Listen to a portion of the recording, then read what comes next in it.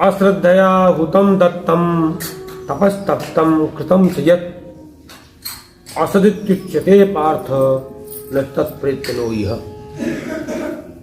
भगवान कहते हैं कि देखिए इसमें मूल जो शब्द है न तत्प्रेत्य नो इह, ना तो इस लोक में कहीं कोई उसका बहुत अच्छा लाभ मिलता और न ही अगला,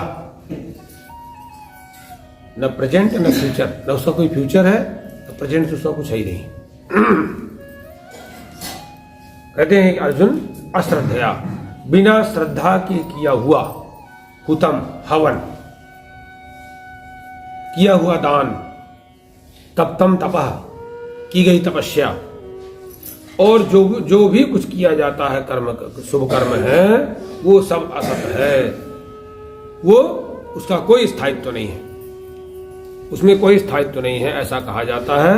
तत्नो यह च न प्रेत्य, ना तो आगे जाने के बाद अगले लोक में, न अगले समय में, न अभी।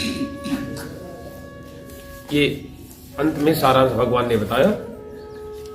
अर्जुन ने पूछा महाराज सन्यास किसे कहते हैं? सन्यास और त्याग को पृथक पृथक पूछते हैं अर्जुन। अर्जुनवाच सन्यासस्य महाबाहो तत्त्वमिच्छामि वेदितुम् त्यागस्य च हृषीकेश पृथक् केश निषूदन।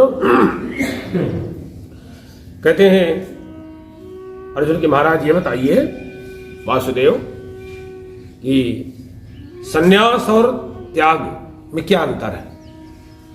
ये दोनों के रहस्य को मैं जानना चाहता हूं, उसको आप पृथक पृथक बताइए, उसके तत्व को जानना चाहता हूं। भगवान वाच काम्यानाम कर्मणाम न्यासम संन्यासम कवयो विदुः सर्व कर्म फल त्यागम प्राहुस्त्यागम विचक्षणा।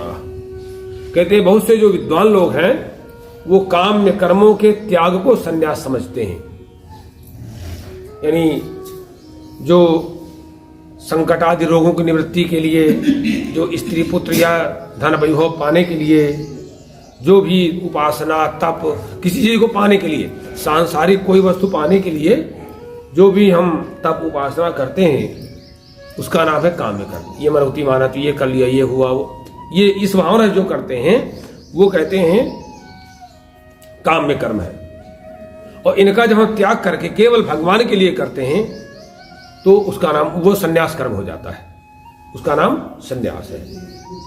बहुत सारे विचक्षण जो विवेकी लोग होते हैं, विचक्षण माने विवेकी व्यक्ति, जो भी बहुत सारे विवेकी व्यक्ति हैं वो सर्व कर्म फल त्यागम, सभी प्रकार के कर्मों के फल को त्याग को त्याग करते हैं। दोनों एक ही है।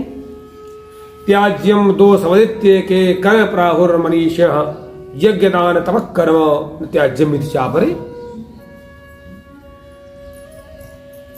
भगवान कहते हैं कि कुछ लोग ऐसा कहते हैं कि प्रत्येक कर्म में दोष है, प्रत्येक कर्म मात्र में दोष है, इसलिए प्रत्येक कर्म त्यागने योग्य है। अरे भाई आप पूजा के लिए जा रहे हैं, अब आपने लीपना शुरू कर दिया, वहां पर धोना शुरू किया, तो वहां पर तमाम छोटे छोटे जीव मर जाएंगे। तो भगवान कहते हैं कि कुछ लोग ऐसा कहते हैं कि प्रत्येक कर्म में दोष है इसलिए त्यागने योग्य है। हवन करने के लिए बैठे, पता नहीं उसमें हम लोग नहीं देख पाते हैं और ऐसा कुछ जीव हत्या हो सकती है, तो कहते हैं कि प्रत्येक कर्म दोष युक्त है इसलिए त्याग देना चाहिए। लेकिन भगवान कहते हैं कि अपने की आहू कि दूसरे विद्वान ऐसा भी कहते हैं कि यज्ञ दान और तप और कर्म ये कभी त्यागने योग्य नहीं है। इसलिए वैदिक की हिंसा पुनः ऐसा भी आया हुआ है, क्योंकि हम लोग हिंसा के लिए नहीं काम कर रहे हैं ना, तो हम इसके लिए करें, कोई हो गया तो बात अलग है। तो भगवान कहते हैं कि निश्चयम शृणु मे तत्र त्यागे भरत सत्तम त्यागो ही पुरुष व्याघ्रो त्रिविधा संप्रकीर्ता। भगवान कहते हैं कि त्याग भी 3 प्रकार का होता है। मैं तुम्हें उसके बारे में बताता हूं। रजोगुण, तमोगुण और सतोगुण के भेद से त्याग भी 3 प्रकार का होता है। तो यह कहते हैं ये नहीं, कभी ये नहीं त्याग करना चाहिए, नहीं। वही बात को भगवान सपोर्ट करते हैं, समर्थन देते हैं। दूसरे पक्ष है, दूसरे पक्ष का भगवान भी समर्थन करते हैं कि यज्ञ दान तपः कर्म न त्याज्यम कार्यमेव तत् यज्ञो दानम तपश्चैव पावनानि मनीषिणाम। कहते हैं यज्ञ, दान और तप। तो तपस्या भी 3 तरह की बताई गई थी, मन की, वाणी की, शरीर की।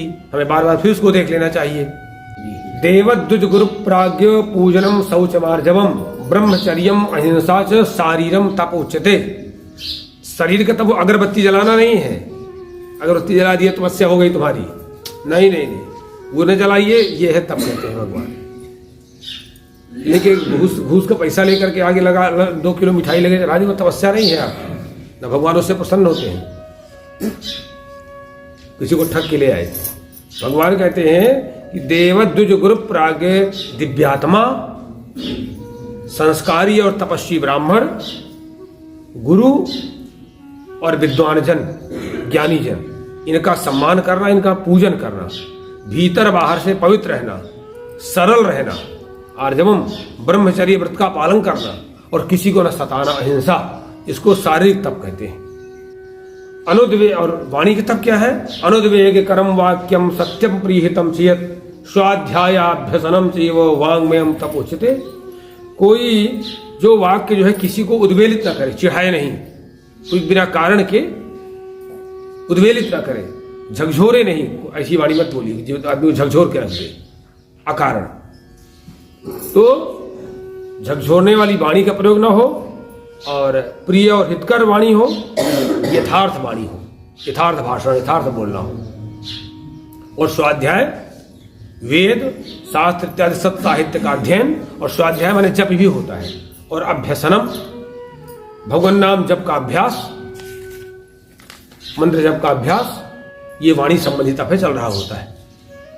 वाणी संबंधी तप है। हमारे यहाँ प्राण प्रतिष्ठा कराने आए थे जो भद्राचलम के पिछले वर्ष, वो कह रहे थे, हमारे पिताजी जो प्रमुख आचार्य थे वही कहते थे कि वेद पढ़ना बड़ा सरल है, पाठ करना पुराण इत्यादि पढ़ना बड़ा सरल है, लेकिन जब करना एक आसन में घंटे 2 घंटे में बहुत कठिन होता है, क्योंकि उसके बाद तो उसी की साधना पता चल जाती है, बड़ा मुश्किल पड़ जाता है।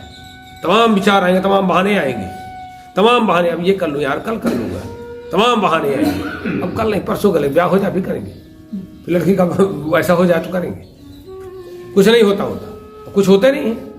ये बहुत बड़ा काम है, ये वाणी का तप है। और मानसिक तप क्या है?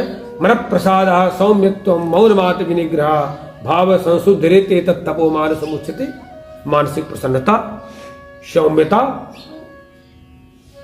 भगवान के भगवत चिंतन का स्वभाव, अपने आप पर नियंत्रण और भावना की पवित्रता, ये मानसिक तप है। तो भगवान कहते हैं यज्ञ दान तपः कर्म त्याज्यम कार्य। यज्ञ दान और तपस्या रूपी जो कर्म है वो कदापि त्यागने योग्य नहीं है, उसको अपनी दिनचर्या में शामिल करना चाहिए।